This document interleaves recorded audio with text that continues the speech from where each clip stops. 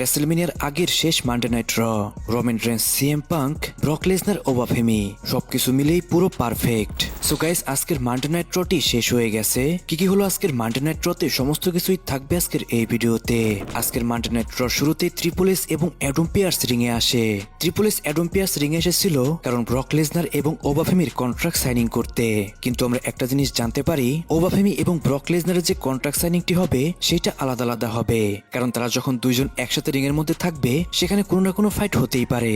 সেখানে পল হেমেন আসে। পল হেমেন এসেই বলে এটা রেসেলমেনিয়ার টাইম, এটাই হচ্ছে ফাইট টাইম। তারপর সেখানে রিং এর মধ্যে আসে Brock Lesnar. Brock Lesnar ring এ আসার পরেই পল হেমেন বলে রিয়াল রেসেলমেনিয়া মেইন ইভেন্ট হবে ব্রক লেসনার ভার্সেস ওবাফেমির ম্যাচের মধ্যে, কিন্তু সেই ম্যাচের উইনার হবে ব্রক লেসনার। তারপর পল হেমেন ব্রক লেসনার সম্পর্কে আরো কিছু কথা বলে এবং ব্রক লেসনার কন্ট্রাক্টটি সাইন করে সেখান থেকে চলে যায়। গাইস, এখানে আলাদা আলাদা করে যে কন্ট্রাক্ট সাইনিংটি হচ্ছিল এটার মানে এটাই দাঁড়াচ্ছে যে ডাব্লিউডব্লিউ চাচ্ছে না যে ব্রক লেসনার এবং ওবাফেমি রেসেলমেনিয়ার আগে ফেস টু ফেস হোক। তারপর শার্লেট ফ্লেয়ার ভার্সেস লাইরা ভলকিরিয়ার মধ্যে একটি 1-on-1 ম্যাচ শুরু হয়ে যায়। ম্যাচটি তো রেসলিং ওয়াইজ অনেক ভালো ছিল। শার্লেট ফ্লেয়ার তার ফিনিশার হিট করে এবং কি লাইরা ভলকিরিয়াও তার ফিনিশার হিট করে, কিন্তু এই ম্যাচের মধ্যে কেউ সেখানে গিভ আপ করছিল না। একটি মোমেন্টে বেলের হেল্প নিয়ে রোল আপ পিন করে এই ম্যাচটার মধ্যে লাইরা ভলকিরিয়া উইন করে যায়। আর গাইস, এই সমস্ত ম্যাচের মধ্যে সেরকম কোনো স্পেশাল মোমেন্ট থাকে না, জাস্ট এখানে ডাব্লিউডব্লিউ টাইম পাস করানোর জন্যই কিন্তু এই সমস্ত ম্যাচ রাখে মানডে নাইট তে। তারপর আমরা ব্যাকস্টেজে এমএফটি উসোস এবং কি এলনাইটকে দেখতে পাই। সেখানে এলনাইট উসোসদের সাথে এমএফটির একটু ঝামেলা হয়, যার কারণে এলনাইট বলে আমি এখন যাচ্ছি অ্যাডাম পিয়ার্সের কাছে, সেখানে গিয়েই আমি তোমাদের সাথে একটি ম্যাচ কনফার্ম করব। তারপর স্টেফেনি বেকর রিং এ আসে একটি ইন্টারভিউ দেওয়ার জন্য, কিন্তু তখনই সেখানে লিভ মর্গান আসে। লিভ মর্গান এসে স্টেফেনি বেকরকে অ্যাটাক করে দেয়। স্টেফেনি বেকর ফাইট ব্যাক করে, সে লিভ মর্গানের ওপর ডমিনেট করছিল। তখনই সেখানে বেশ কিছু সিকিউরিটি গার্ড আসে, তারা এসে সেখানে তাদেরকে থামিয়ে নিয়ে যাচ্ছিল। কিন্তু লিভ মর্গান তখনই মাইকে স্টেফেনি বেকরের মাকে নিয়ে কথা বলে, যার কারণে এই মোমেন্টটা আরো বেশি পার্সোনাল হয়ে যায় এবং কি আবারও তাদের মধ্যে ফাইট শুরু হয়ে যায়। আর গাইস, এই ব্রল চলতে চলতে এই সেগমেন্টটা কিন্তু এখানেই শেষ হয়ে যায়। তারপর উসোস এলনাইট ভার্সেস এমএফটির মধ্যে একটা 6 ম্যান ট্যাগ টিম ম্যাচ শুরু হয়ে যায়। ম্যাচটা তো ভালোই চলছিল, বাট ম্যাচের মধ্যে হঠাৎই টামাটোঙ্গা সেখানে ইন্টারফেয়ার করতে আসে। টামাটোঙ্গার কারণে সোলো সিকোয়া সেই ম্যাচটি থেকে ডিস্ট্র্যাক্ট হয়, যার সুযোগ নিয়ে উসোস এবং এলনাইট এই ম্যাচটার মধ্যে উইন করে যায়। গাইস, এরই মাধ্যমে কিন্তু এই জিনিসটা টিস করছে এই সপ্তাহের স্ম্যাকডাউনে টামাটোঙ্গা এবং কি সোলো সিকোয়ার মধ্যে আমরা একটা ঝামেলা দেখতে পারবো। হতে পারে এই সপ্তাহের স্ম্যাকডাউনে এমএফটি ভেঙে যেতে পারে। তারপর গুন্থার রিং এ আসে। সে এসেই কিছু বলতে যাবে তখনই সেখানে চলে আসে সেথ রোলেন্স। সেথ রোলেন্সের হাতে কিছুক্ষণ মার খেয়ে রিং থেকে বের হয়ে যায় গুন্থার। তারপর সেথ রোলেন্স বলে 6 দিন বাকি রেসেলমেনিয়ার ম্যাচ হতে, সেখানে আমি তোমাকে ফেস করব, সেখানে আমি তোমাকে ডিস্ট্রয় করব। তুমি পল হেমেনের চামচামি করছো, আমি রেসেলমেনিয়াতে এর জবাব তোমাকে দিয়ে দিব। এটা শুনে গুন্থার আবারও রিং এ আসে। গুন্থার রিং এ এসেই বলে আমি কোনো পল হেমেনের চামচামি করছি না। তুমি সবসময় এমন ভাবে রিং এ আসো, তুমি সবসময় সবাইকে বুঝতে বাধ্য করো তুমি হচ্ছে সব থেকে বেস্ট, কিন্তু রেসেলমেনিয়াতে আমি তোমাকে এবং কি সবাইকে বুঝিয়ে দিব আমি হচ্ছে সব থেকে বেস্ট রেসলার ডাব্লিউডব্লিউই এর। তুমি যখন ডাব্লিউডব্লিউই ওয়ার্ল্ড হেভিওয়েট চ্যাম্পিয়ন ছিলে তুমি খুবই খারাপ একজন চ্যাম্পিয়ন ছিলে। ডাব্লিউডব্লিউ চ্যাম্পিয়ন ছিলাম আমি একজন ফাইটিং চ্যাম্পিয়ন ছিলাম। আর গাইস, এটা বলার পরে কিন্তু তাদের মধ্যে আবারও ফাইট শুরু হয়ে যায়। প্রথমে গুন্থার ডমিনেট করতে পারলেও লাস্টে সেথ রোলেন্স সেখান থেকে ভাগিয়ে দেয় গুন্থারকে।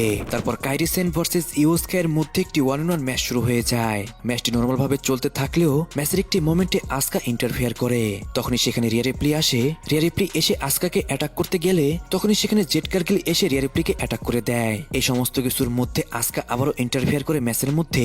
আর গাইস, এরই মাধ্যমে কিন্তু কাইরি সেন এই ম্যাচটার মধ্যে উইন করে যায়। তারপর ওবাফেমির কন্ট্রাক্ট সাইনিং এর জন্য ট্রিপল এইচ এবং কি অ্যাডাম পিয়ার্স আবারও রিং এর মধ্যে আসে।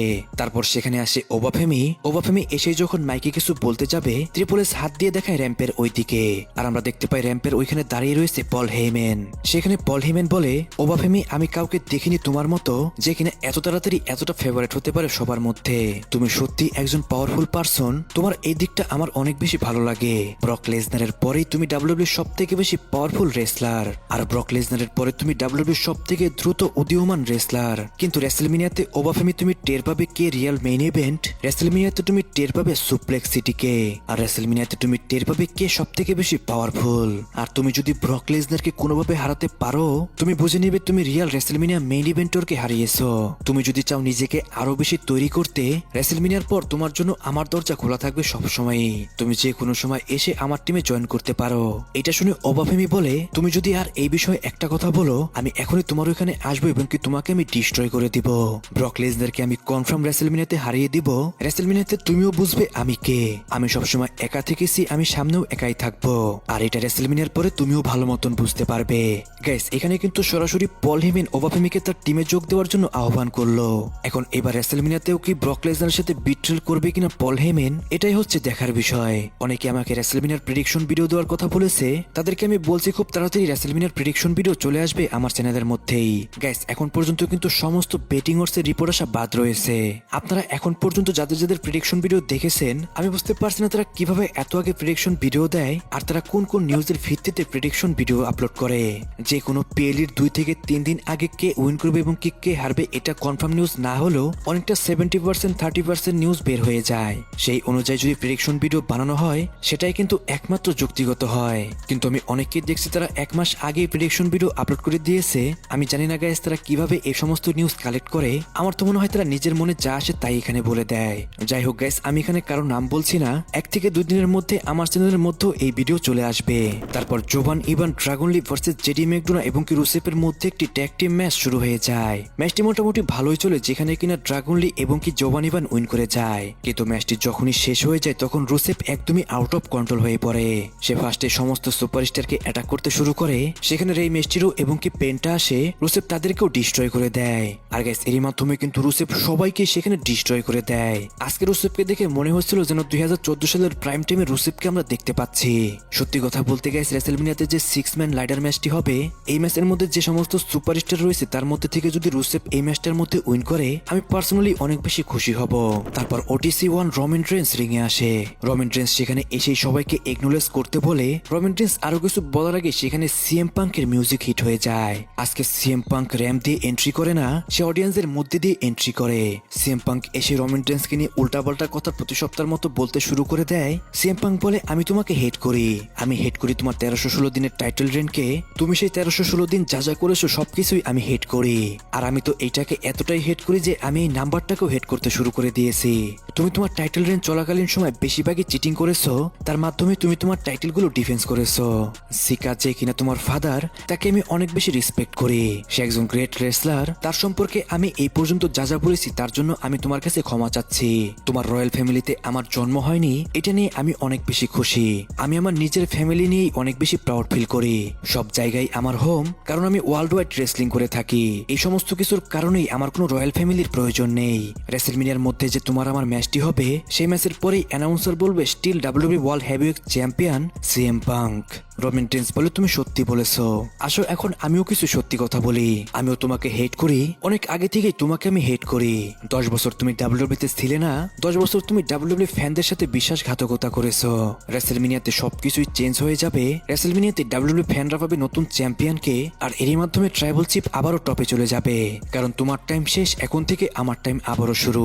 গাইস এরই মাধ্যমে খুবই সিম্পল ওয়ার্ডের মাধ্যমে আজকে এই সেগমেন্টটি শেষ হয়ে যায়। আজকে না রোমান রেন্স সিএম পাঙ্ককে অ্যাটাক করেছে, না সিএম পাঙ্ক রোমান রেন্সকে অ্যাটাক করেছে। এখন অনেকের মনে প্রশ্ন আসতে পারে, কেন ব্রক লেসনার ওবাফেমিকে অ্যাটাক করলো না আর রোমান রেন্স সিএম পাঙ্ককে অ্যাটাক করলো না। গাইস যেহেতু আর 6 দিন পরেই এত বড় একটা ম্যাচ হবে, তাই ডাব্লিউডব্লিউ আজকে কোনো রিস্ক নেয়নি। বাই চান্স আজকে ফাইট করার সময় যদি কোনো একটা ইনজুরি হয়ে যায়, তাহলে কিন্তু সর্বনাশ হয়ে যেতে পারে ডাব্লিউডব্লিউ রেসেলমিনিয়ার জন্য। এই জন্য গাইস এটাকে আজকে পজিটিভ ওয়েতে নিবেন। গাইস আজকের ভিডিও তেমন একটা বড় করলাম না, কারণ আজকে কিন্তু কোনো বড় স্টোরি ছিল না মানডে নাইট রতে। শুধু রেসেলমিনিয়াতে যে সমস্ত ম্যাচ হবে, সে সমস্ত ম্যাচ নিয়ে সুপারস্টারদের কিছু কথা ছিল, জাস্ট এটাই। আজকের মানডে নাইট রকে অনেকটা ভালো বলা যাবে না, আবার খুব একটা খারাপও বলা যাবে না। গাইস আজকের মানডে নাইট রটি আপনার কাছে কেমন লেগেছে সেটা কিন্তু অবশ্যই কমেন্টে জানাবেন। সো গাইস আজকের ভিডিও এই পর্যন্তই। রেসলিং সম্পর্কে সমস্ত নিউজ এবং কি আপডেট জানার জন্য চ্যানেলটিকে সাবস্ক্রাইব করতে ভুলবেন না।